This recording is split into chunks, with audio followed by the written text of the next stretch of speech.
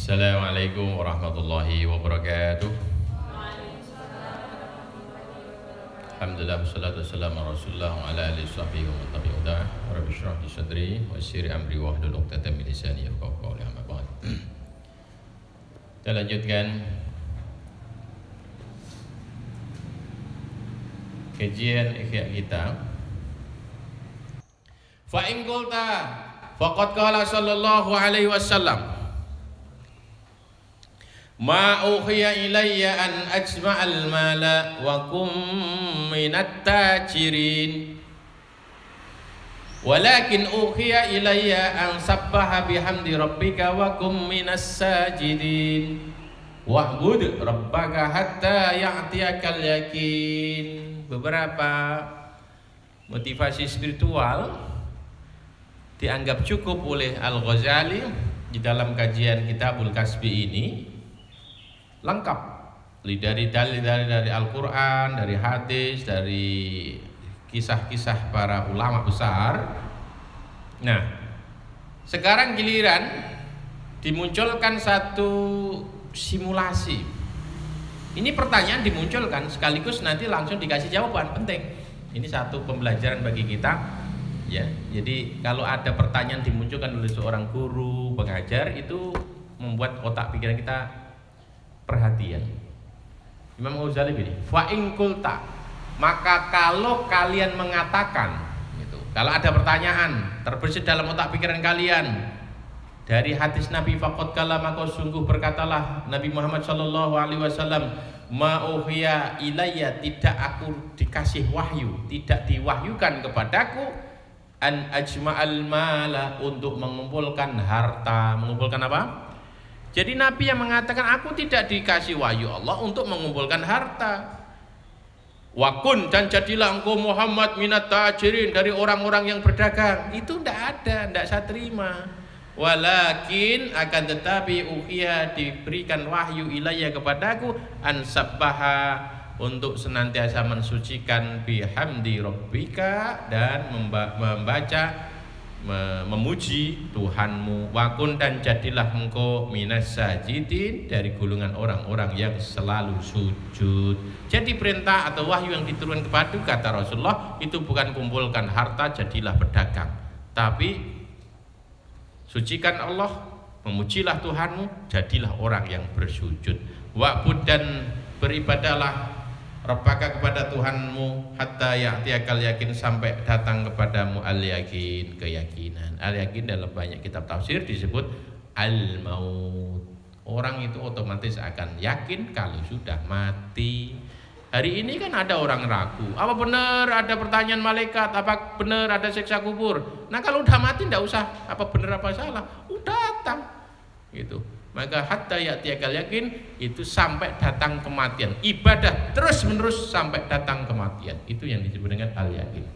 Wakilah, dan dikatakan di Salman Al-Farisi, kepada sahabat Salman Al-Farisi, ausona, wasiatkan kepada kami. Faqala, maka apa yang dikatakan di Salman Al-Farisi, man istata'a minkum ayyamuta hajan aw ghazian aw amiran li masjidi rabbih falyaf'al wala yamutunna tajiran wala khainan. Sekali waktu Salman Al-Farisi, sahabat Nabi yang kini datang dari Persia ini, ditanya, tolong wasiatkan kepada kami, dan langsung dia mengatakan, man istata'a, siapa yang sanggup minkum di antara kalian ayyamuta, untuk mati, hajan, dalam rangka mengerjakan ibadah haji, au ghazian, atau berperang di jalan Allah, au amiran, atau memakmurkan di masjid rabbih, untuk kepentingan masjid Tuhannya.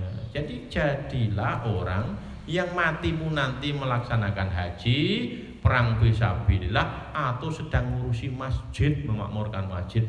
Wala yamutunna, dan janganlah meninggal tajirun, dalam kondisi berdagang, wala khainan, dan sedang menipu. Kalau kalian pernah mendengar hadis gini, kan terbesit di otak pikiran, loh, Nabi kok mengatakan aku nggak diutus Allah untuk mengumpulkan harta dan menjadi pedagang, justru dikasih wahyu olehku untuk senantiasa mensucikan Allah, memuji Tuhan dan menjadi ahli sujud, beribadah sampai mati. Begitu juga Salman Al-Farisi ketika diminta suruh wasiat, dia berwasiat, kalau kau sanggup matilah waktu haji, waktu perang sabillah, atau sedang ngurusi masjid. Jangan sampai sekali-kali mati lagi dagang, apalagi wala khainan, sedang berkhianat. Fal jawabu, gitu. Fal jawabu, maka ini jawabannya. Kadang-kadang pertanyaan itu hanya terlintas di otak pikiran, hanya di benak kalian, dan itu tidak boleh dibiarkan. Begitu terlintas pikiran keraguan tentang apa yang telah ingin dikuatkan oleh Al-Ghazali, bahwa orang bekerja positif, uang itu baik, kekayaan itu bermanfaat, kok ada terbesit pikiran dari hadis Nabi, segera tanyakan. Nah, sebelum ditanya sudah dijawab oleh Al-Ghazali. Fal jawabu, maka inilah jawabannya. Anna wajhal jam'i, maka sungguhnya cara mengumpulkan baina hadhil ahbari, di antara beberapa hadis-hadis ini, tafsilul ahwali, harus dirinci kondisi-kondisinya. Ini butuh perincian, tidak bisa diglobal. Fanaqulu, maka aku katakan, lasna naqulu, tidaklah kami mengatakan at-tijaratu, dagang itu, afdalu, lebih mulia, mutlakon, secara mutlak. Tidak pernah Al-Ghazali mengatakan pokoknya bisnis, usaha, kerja itu paling baik secara mutlak. Tidak pernah dikatakan seperti itu. Lasna naqulu at-tijaratu afdalu, tidak pernah kami mengatakan bahwa dagang, tijarah, bisnis itu afdalu, lebih mulia, mutlakon, secara umum, min kulli syai'in, dibanding segala sesuatu yang lain. Perhatikan dari awal pembahasan sampai hari ini nggak pernah banding-bandingkan lebih baik kerja gitu daripada ibadah. Itu kondisi-kondisi tertentu. Kemarin ada orang yang di masjid nggak ngapa-ngapain, nah baru diingatkan karena apa, kondisinya begitu, dia punya keluarga, punya anak istri. Nah kalau di masjid sepanjang hari baru diingatkan, lebih baik kau bekerja ke pasar, lebih aku cintai ketimbang hanya duduk-duduk sepanjang hari di pojok masjid. Ya, tafsilul ahwal, butuh perincian terhadap kondisi tertentu, kasus-kasusnya berbeda. Walakin at-tijarah, akan tetapi at-tijarah itu, perdagangan itu, imma an tutluba, kadang untuk mencari biha dengan tijarah, al-kifayata, kecukupan. Orang bekerja mencari kecukupan. Nah kalau itu otomatis hukumnya wajib. Tolabul halali faridhatun ba'dal faridah. Ini penting, penting untuk dipahami. Mencari rezeki halal hukumnya wajib. Hukumnya apa? Wajib. Nah, pengertian wajib itu ini antatluba biha al-kifayah. Sebab kalau nggak bekerja, nggak tercukupi kebutuhan keluarga, maka mencari rezeki yang halal hukumnya wajib. Al-kifayah, kecukupan. Awis sarwah, atau orang rajin bekerja, semangat bisnis, mencari harta yang banyak. Awis ziyadah, atau kelebihan, udah melewati batas kecukupan, ya masih terus bekerja keras supaya lebih az-ziyadah al-kifayati, ingatasi kecukupan. Jadi sebenarnya dia udah cukup, ya. Cukup dimakan dia dan keluarganya, tapi dia itu terobsesi supaya cukup untuk 7 keturunan. Wah, jadi nggak cukup hanya untuk 1 keturunan, bekerja terus siang malam. Maka dilihat kondisinya. Orang bekerja, aktif jual beli, bisnis, perdagangan, perniagaan, ini apa dia? Motivasinya untuk mencukupi kebutuhan keluarga, wajib. Kalau hanya menumpuk harta, aset, as-sarwah itu artinya aset, awiziyata, atau lebih dari batas kecukupan, baru dilihat. Lebih dari kebutuhan keluarga kalau hanya untuk ditimbun, dikumpul-kumpulkan, beda dibanding kalau dia memang udah cukup sih untuk keluarga kecilnya, tapi dia bekerja banyak karena ingin berbagi, hatinya tumbuh keinginan. iri sama masjid-masjid di luar kota sana, masjidnya bagus, indah gitu.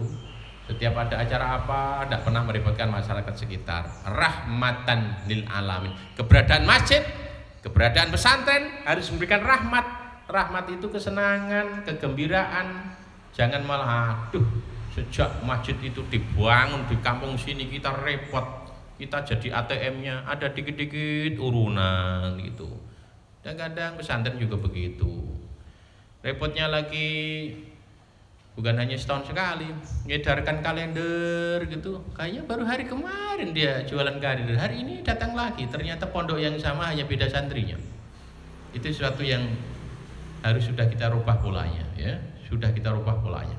Apalagi kalau ada rombongan naik kendaraan terbuka gitu, kayak peci pakai udung cakep-cakep, kemudian di drop di satu perempatan, dan mereka membawa keliling gitu dengan membawa nama yayasan pesantren, ya. Semoga kita dijauhkan dari hal yang bisa mengurangi kemuliaan Islam.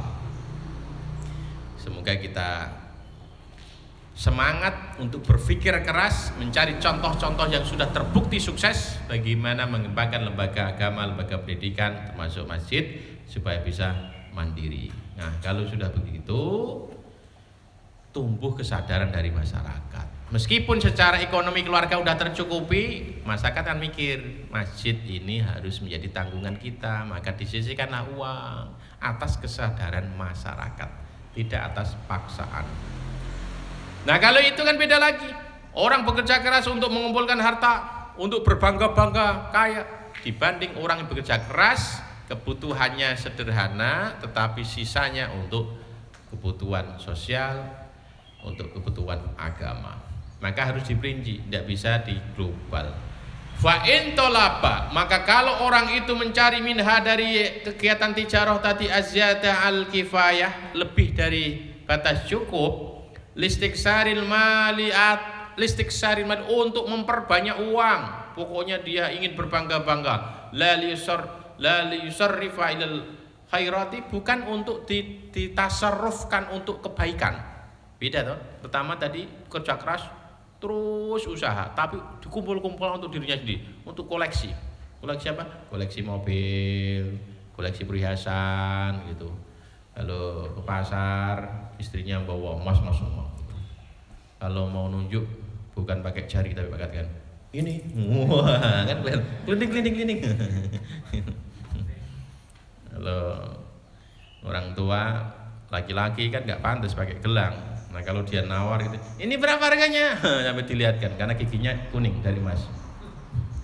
Nah, kalau yang model-model begitu itu jauh dari terpuji, karena dia memperbanyak uang untuk kebanggaan, bukan untuk ditasarufkan, didistribusikan ilal khairati wassadaqati, bukan untuk sedekah, bukan untuk kebaikan.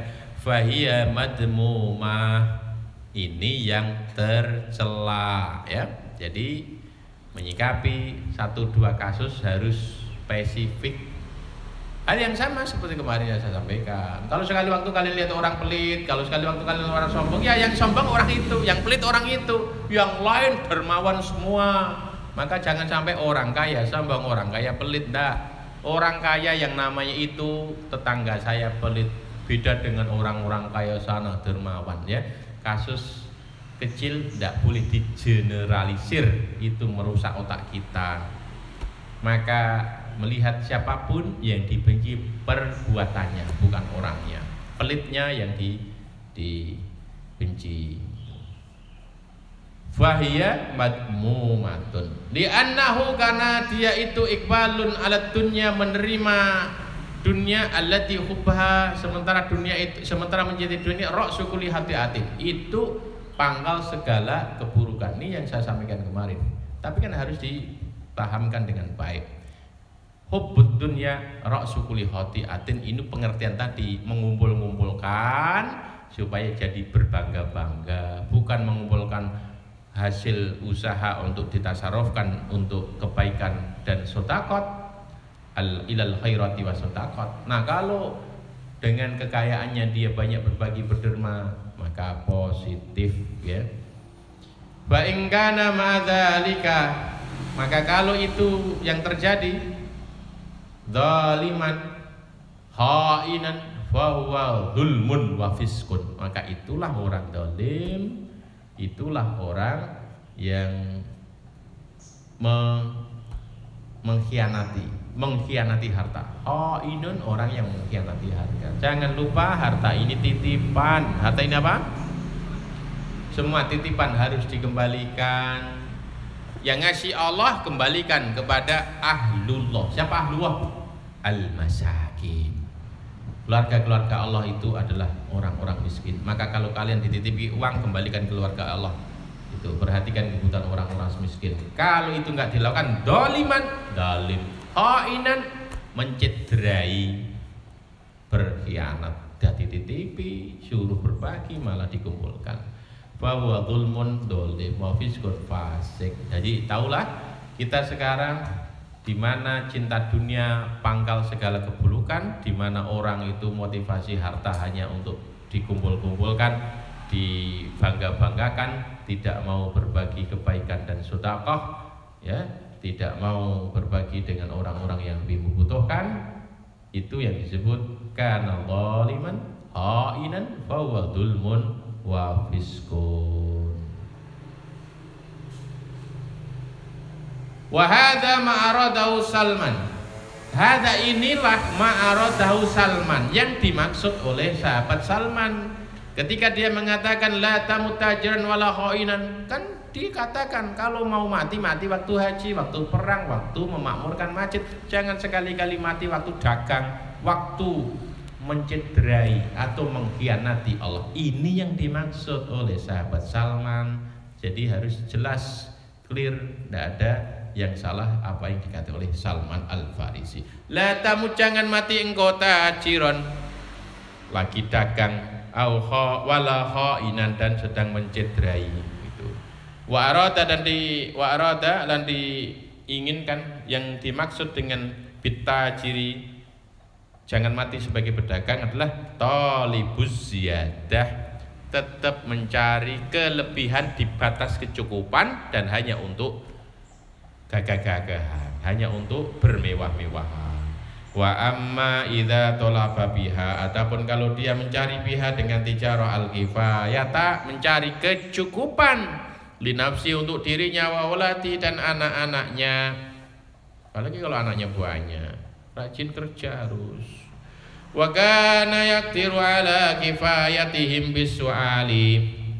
Itu. Sementara dia punya kekuasaan, punya kemampuan untuk mencukupi diri dan anak-anaknya, bisu'ali, supaya tidak meminta-minta. Fatijaratu ta'affufan, maka berdagang itu ta'affufan, menjaga dirinya, anis su'ali, dari meminta, afdolu, lebih sip. Lebih apa? Bisip. Punya keluarga, punya banyak anak, jangan meminta, bekerja jauh lebih baik. Wa in kana la yahtaju ila su'ali. Wa in kana, dan kalau dia kondisinya la yahtaju, tidak butuh ila su'ali, untuk meminta, wa kana yu'ta min ghairi su'al, dan punya potensi untuk diberi. Wa kana yu'ta, diberi, min ghairi su'alin, tanpa meminta. Bisa enggak orang enggak minta terus diberi? Nah ini kasus. Kadang-kadang kita, saya enggak minta kok, dikirimi sendiri. Nah gitu. Saya enggak minta kok, dikirimi orang tua sendiri. Ini ditulis ini. La yahtaju ila su'ali, enggak butuh minta. Wa kana yu'ta min ghairi su'alin, sudah diberi tanpa minta. Nah kalau kondisi kayak gitu gimana? Baiknya kerja apa enggak? Fal kasbu, maka bekerja itu afdol, tetap lebih mulia, meskipun tidak minta loh, tidak ngapa-ngapain, tetap berada di pondok ini, tetap berada di Kudus, nggak usah pulang, tiap bulan dapat transferan kalian dari orang tua, tidak usah minta. Fal kasbu afdol, bekerja tetap lebih mulia. Kenapa? Li'annahu, nah ini menariknya, li'annahu, karena orang itu yang meskipun tanpa minta akan diberi, innama yu'ta, sesungguhnya dia itu dikasih, li'annahu sa'ilun, Karena sesungguhnya dia itu sedang meminta tanpa ngomong. Ya, li'annahu, karena orang itu sa'ilun, orang yang meminta, bilisani halihi, dengan lesan keadaannya. Jadi pahamlah kita bahwa bahasa itu ada 2 jenis. Berapa jenis? Pak, uang habis, minta kiriman, itu bahasa verbal, keluar kata-kata lewat lisan. Yang kedua bahasa non verbal. Bahasa apa? Itu disebut lisanu bilisani halihi. Kondisimu sudah cukup menunjukkan kamu itu meminta. Cukup foto dengan posisi yang melankolis, kirim orang sakit, wes ora mangan pirang dino, sejak 1 Ramadan ndak pernah makan siang, Pak. Lah yang poso. Paham ya? Jadi tidak harus ngomong, tapi kalau kondisimu itu memprihatinkan, itu sebetulnya kamu minta. Bilisani halihi, kondisi keadaan menjadikan orang enggak tega, iba. Wa munadin, dan sesungguhnya kalian sedang teriak-teriak, ya, sedang berteriak-teriak. Wa munadin bainan nasi, teriak-teriak di antara manusia dengan apa? Bifakrihi, dalam kondisi fakirnya. Ada satu orang fakir, satu orang kampung tahu, itu sebenarnya dia, ya aku ini orang nggak punya, tanpa ngomong, ya.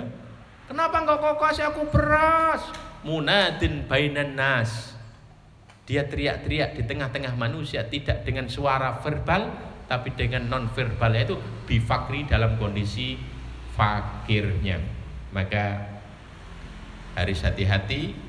Memang kita tidak meminta kalau kondisi kita itu menunjukkan bahwa kita butuh, kita itu fakir, kita itu mengenaskan, ya, orang akan ngasih, ya.